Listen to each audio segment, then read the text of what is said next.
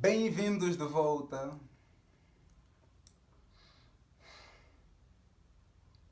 Bem-vindos de volta ao canal Sociedade BTJ. Hoje falaremos sobre um tema fixe. Hoje falaremos sobre o secular e o sagrado. Você já parou para pensar que nós vivemos praticamente num mundo, principalmente no meio cristão, um mundo cheio de dicotomias, especialmente a dicotomia sagrada e secular. Aliás, estamos familiarizados com a ideia de que existem músicas mundanas ou seculares, existem músicas evangélicas e coisa assim. Não é verdade. Mas existe essa dicotomia fortemente inserida no meio cristão. É como se a vida do crente tivesse compartimentadas, de certa forma. E eu penso que um dos pensamentos que trouxe isso no meio cristão é o pensamento platônico. Platão foi um filósofo que fortemente influenciou o cristianismo.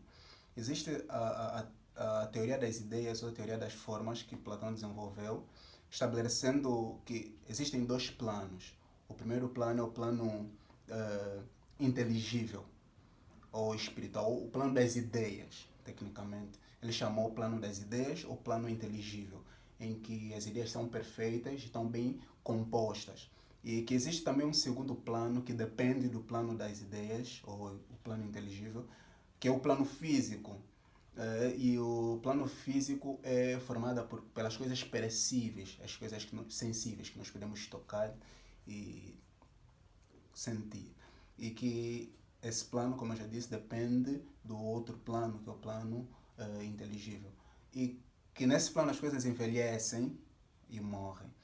E então essa ideia penetrou fortemente na mente dos cristãos e estabeleceu também a vida cristã em dois planos, o plano espiritual e o plano comum, secular, em que as coisas espirituais são as coisas de Deus, de alguma forma, e as coisas comuns são aquelas que menos interessam. E esse pensamento praticamente ele penetrou no meio cristão e baniu a arte da mente do cristão, a arte no contexto geral. Baniu a arte e tirou também o cristão da sociedade. Afinal, o que importa são as coisas espirituais. Então, as coisas que têm a ver com economia ou voltada à ciência como um todo não são muito relevantes, são de alguma forma inferiores. E hoje, nós cristãos estamos numa condição de inseridos no ambiente social, numa questão de apenas cumprir formalidade. Nós somos vistos, ou vemos, muitos de nós, vemos as coisas assim. Nós estamos aqui para cumprir formalidade porque este é uma área, um trabalho ou uma área inferior em relação ao espiritual.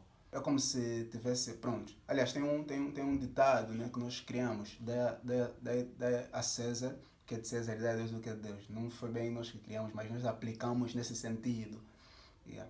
Nós aplicamos nesse sentido de que as coisas acadêmicas ou voltadas ao lado secular são para César e as coisas espirituais são para Deus. Então, o que isso resultou? Resultou, de alguma forma, em relatividade do cristianismo acerca da verdade. O cristianismo em si foi colocado numa área uma área apenas sentimental, onde a crença no cristianismo é uma questão de cultura e uma questão de sentimentos.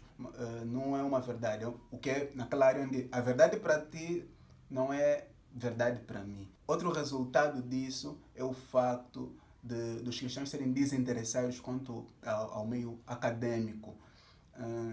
É fácil nós encontrarmos um cristão que se sente culpado por mentir ou alguma coisa, ou faltar à igreja. Mas é difícil encontrar um cristão preocupado por ter se desleixado, por exemplo, dos seus estudos, ou da sua formação, ou por estar a cabular, por exemplo. Então, há essa dicotomia grande. Mas hoje vamos ver que não existe área de César e não existe área de Deus. Vamos voltar lá no princípio. Gênesis começa com Deus criando as coisas ou dando propósito para as mesmas. e em seguida cria o homem. Ele dá uma ordem ao homem. A ordem foi, além da ordem da multiplicação, que é vista também como uma bênção, ele disse que o homem deveria dominar sobre a terra. Então, o que é que ele quis dizer com dominar sobre a terra? Será que teria o mesmo sentido que ir para a terra e criar templos para a adoração de Deus, templos espalhados pelo mundo? Não necessariamente. A ordem de dominar a terra é mesmo dominar. E dominar é dominar e criar civilizações. Civilizações que teriam várias áreas de aplicação, várias áreas incluídas nisso. E que todas essas áreas, todas elas, todas, seriam de alguma forma adoração para Deus. Basicamente, o que aconteceu em Gênesis é que Deus criou um templo enorme, um templo gigante, em que teriam várias áreas, áreas acadêmicas, áreas sociais e áreas explicitamente religiosas, mas todas as áreas eram religiosas, porque estão dentro do templo de Deus, dentro da criação de Deus. Quando eu digo religiosas, é que todas as áreas teriam algo em comum. Todas as coisas seriam feitas para a glória de Deus. Tudo, desde o acordar, desde o levantar até o repousar, tudo seria feito com um fundamento. Glória a Deus. Então, nesse sentido, todas as áreas que nós temos são espirituais, nesse sentido, porque todas as coisas, em todas as áreas, devem ser para a glória de Deus. Um exemplo claro disso, ou um exemplo que pode ser ilustrativo, é o povo de Israel. A lei, quando foi dada ao povo de Israel, a lei envolvia elementos, não apenas elementos morais ou religiosos, envolvia elementos sociais, elementos militares e muito mais. Tinha até elementos de comércio, por exemplo, as festas que eram as festas da colheita e tudo mais. Você para, mas o que colheita tem a ver com religião, a Bíblia? Não tem nada a ver mesmo. A colheita é negócio. Tinha leis concernentes a contratos entre um escravo ou um comprado e o seu senhor. Tinha elementos militares, do contexto militares. Então tudo isso mostrava que não existe não existe ou mostra que não existe uma compartimentação da forma que nós estamos hoje dentro do cristianismo moderno. Não existe uma compartimentação, mas que todas as áreas são de Deus. Não há áreas de César, todas elas são de Deus. Sendo assim, eu quero dizer, meu caro, não trabalhar, não estudar é um pecado, mano. Quando eu digo não trabalhar, não é ficar sem trabalhar. Eu estou a dizer no sentido de não trabalhar com excelência, desleixadamente. É pecado não estudar. Eu uma vez publiquei isso no WhatsApp, gerou boa de críticas. E depois um amigo meu me puxou, amigo inclusive da minha turma, me puxou, deixa eu já mandar um rala aí para o Ebenezer Mário.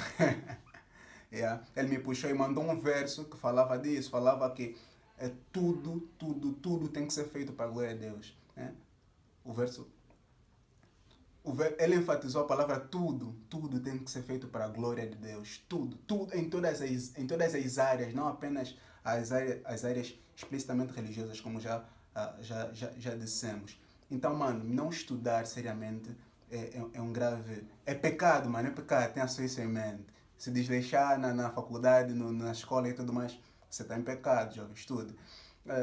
E no caso de trabalho, quando nós falamos de trabalhar, estamos a nos referir de trabalhar com excelência, não é no caso de chegar na escola, no caso de professores, chegar na escola e ao dar aulas, mandar todos recitar a Bíblia e orar. Mano, isso seria bom, né? Mas não é nesse sentido que estamos aqui a nos referir. Estamos a falar de trabalho com excelência.